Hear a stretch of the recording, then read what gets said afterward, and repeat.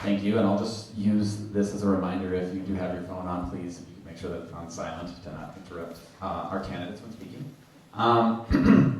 So I wanted to start with kind of a hot off the press, if you will, article I read today. But let me start with a lot of the large cities around the country are developing a deeper homeless problem, and it has clearly been something that has touched Minneapolis as well. Yes. And this morning I read an article about intentional communities. You may or may not have seen this article today by KSTP, but it was really about creating little like row houses and individual bunk houses with one large shared kitchenette, bathroom, living room on one lot that has to change the code in Minneapolis to allow this kind of housing.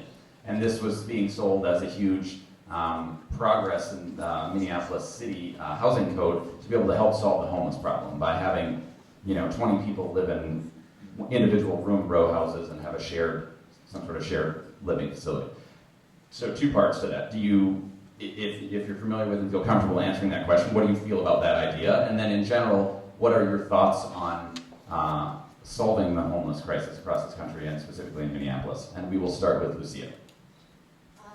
I would say that we cannot think that this is a solution, because from the moment that this little lot, where whatever these people are going to be, if we're changing a zip code that will not be the same as the city of Minneapolis, it's like they are already isolated from the rest of us.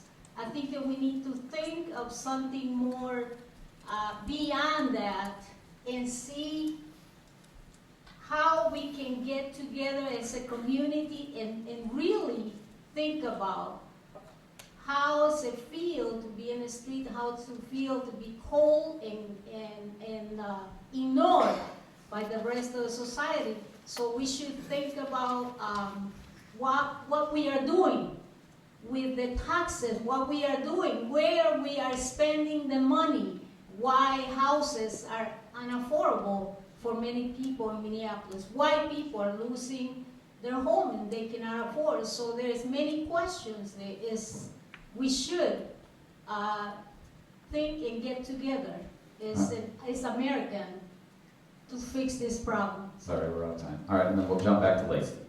For a detailed solution, I'm an engineer and a businessman.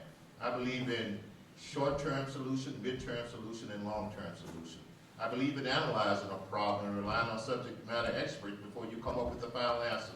So what I'm saying is this: I need to understand the issue a little bit more, number one, and put the right people on the job, have short-term solution and long-term solution. I do know this, and I don't like the idea for a long-term solution. And let me just say this: any long-term solution for the problems that people are going through, if they are healthy and they're mentally stable, we're going to count on you to rely on yourself and provide for them. And so once we identify who is mentally need help, we'll have a different program. But I don't believe in the government building houses for anybody. If you healthily can work, you go out and build your own house for one thing. And then again, I just think that we need to take a look at what's really causing the problem and get solution based on that and turn the subject matter experts over on it. But if you work and if you're healthy and you're mentally stable, we expect for you to eventually take care of yourself and not have the government building small houses for you. Well, I will have to say I disagree with you. I think that there are times that people will go through a transition and they're going to need support. And I was one of those people after I was indicted. I moved my children 30 times to keep us together. I made a promise at the beginning and I held true to that promise. I had no clue what I was getting myself into. We have mental illness problem on the street. We've got divorce. We took God out of the communities. The family unit has absolutely no value. People are working 2-3 jobs. I don't know, you call homeless and you have to sleep on people's couches. You wander from night to night. They may not be on the street, but that's not safety and that's not security. We need to put together a panel of people, professionals that are in that community. Quit relying on the government and start coming together. Because once again, back to my same old phrase, If we ignore the problems of others, their problems become ours. But let's just do it for the right reason. I mean, that's what life's about. It should be about God, about family, and helping each other. When we look out for ourselves, we see what's happening. And we're on a really, really bad track right now, you guys.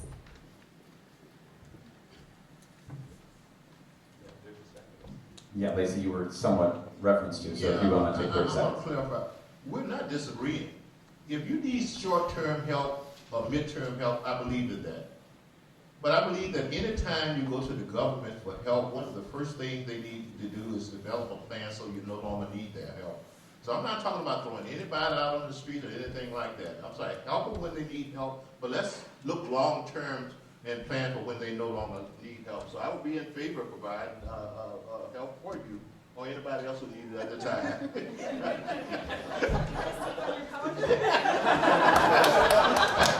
I already got somebody. Don't put a little pot down in the basement. Lucia, do you have any follow-up to that? 30 seconds? I would say that we need people in Congress who really work and do the things for the right reasons and for the people of the United States, because it's unbelievable to see how many people are in the streets. And we cannot avoid that problem. We cannot avoid the mental health crisis in the United States. We cannot avoid so many issues. And this is why we had these people there, to see how they're going to use the money and how we can help these people when they need it. Because when people need it, that's the moment that when we as a community, as a nation, as a Congress should help people. And Allie, I'll give you the last 30 seconds if you would like them for this question. You know, Congress does need to change, and that's why we're all up here. But you know, you can't rely on Congress because you have to have how many people agree to put a bill through. And what it does, back again, to our communities, we need participation. We need it to come from the heart, and we need to get off our couches, because when we didn't, and we thought someone else was going to take care of our problems, what happened? We got Ilhan Omar and Keith Ellison. We're screwed. We need to step up our game and pull our weight as individuals. Don't wait till tomorrow, because tomorrow might not come. Thank you.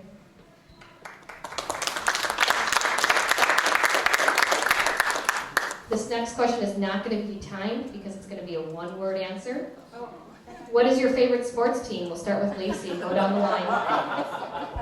My all-time favorite sports team is the Oakland Raiders. I grew up in Mississippi. We didn't have our own team.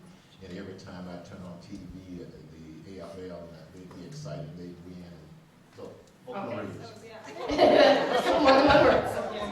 Wild. Lucia. Gophers!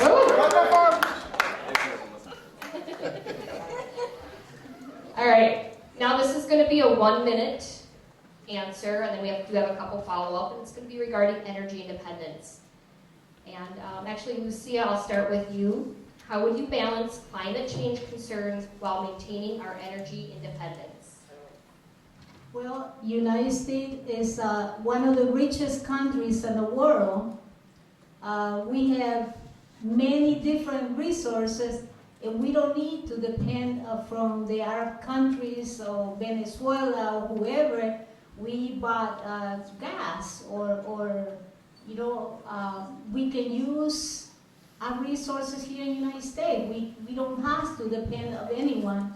And we have brilliant minds in here who can figure out how we can be independent and not depend and fight for things in other countries when we have it here in the United States. Allie, I'll go with you. I think Trump is doing a great job there, and he has made some changes. In reference to energy independence, they're trying to do all this solar stuff, and again, it's just taking a group of experts. And we survive in the North Pole and we survive in the Sahara Desert. So there is a balance in there. We're not going to die, we're not going to melt, we're not going to freeze. We just need real good, solid people in place that can come up with common sense solutions. And these panels, everyone wants to put solar panels, Wallace wants, by 50, he wants to have everything on solar. Well, you know what, guys, everything has to face the south, and if it has to face the south, we're all going to be in the same kind of housing. There's a madness to their method, and it's called socialism. Agenda 21, One World Order. There's also no disposal for these, so it's like it doesn't even make sense. What even windmills? I mean, where does this stuff go? It's pollution, it's contamination. So we need to get rid of that, come up with common sense solutions. Thank you. Well, it's one of those issues that 2 or 3 o'clock in the morning, I'm researching. And I'm finding out it's not as clear cut as they say. And I agree with Al, it might be part of a bigger agenda. And that's what it's looking like. And then mainstream media's behind it and everything else. But here's the thing. Regardless of how true it is, because if you think about it, we've had ice ages for years. And where the Sahara Desert is used to be water. Those are the type of things that have already occurred. And what they cannot answer is, well, what percentage of it is man caused? Right. And why is it causing that? So bottom line, I'm doing research on it. I'm going to continue to do research on it. But regardless of how serious it is, and it probably looked like a scam, another one of those conservative scams, we still need to look at more efficient energy, more carbon, less carbon emission and things like that, and look at things like nuclear energy and some of the solar stuff. So the technology's out there for that. So a combination of really understanding the issue, it doesn't appear to be the issue, but we can still start moving towards some of these other technologies. Thank you, Lacey. All right, and the next question with this. Representative Omar has made eliminating fossil fuels as one of her priorities. This is on her website. Should Congress be the driving force for moving us from fossil fuels? And Allie, I'll let you start, and this will be a 1-minute question. This is something I really don't have an answer to be honest. I would have to do more research. But no to Congress making that decision. Lacey, I'll let you go next. I agree. Congress should hardly ever be the driving force behind any issues that solve any issues. I believe in the private sector, free enterprise sector. And so, no, they should not be the driving force behind it because it doesn't get into politics. And you come up with crazy stuff like getting rid of airplanes and outlawing cows when they fart and things like that. You get into that kind of silliness. And and those type of things. So no, Congress shouldn't solve it. We should solve it. That businessmen solve it so they can do the right trade-offs between impact on jobs and the other economy, what other countries are doing in that area. We need to take all that into consideration. And Congress is not designed to take that into consideration. It is not designed to make good decisions. And just remember, a camel is a horse designed by a committee. And that's what you're going to end up with Congress. You're going to get a camel instead of a horse. Lucia. I think the whole idea that they talk about, Omar talk about, is very, is crazy, make no sense. I believe that there should be people who really know about this issue, and Congress has no business in that. It should be those who understand how these things can be done. So Congress has no business. So we should look for those people who are interested in doing this. Find those solutions. Those solutions where Omar has nothing to do about. She's crazy.